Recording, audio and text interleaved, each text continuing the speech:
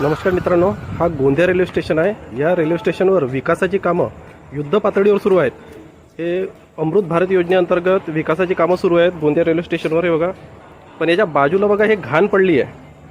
ही घाण उचलायला संबंधित विभागाला वेळ नाही आहे असं वाटते। बघा किती घाण पडली आहे स्टेशनवर। याकडे कोणी लक्ष देत नाही आहे। इथे सीसीटीव्ही कॅमेरे अवेलेबल आहेत स्टेशनवर, पण या परिस्थितीकडे इथे कोणी लक्ष देत नाही आहे। ही अशी दुरावस्था झालेली आहे। हे बघा, आणि ही जी घाण आहे इथे कुत्रे वगैरे खात फिरतात, पण याकडे इथलं रेल्वे डिपार्टमेंट दुर्लक्ष करीत आहे। हाच तो अद्भुत विकास झालेला आहे गोंदिया रेल्वे स्टेशनवर।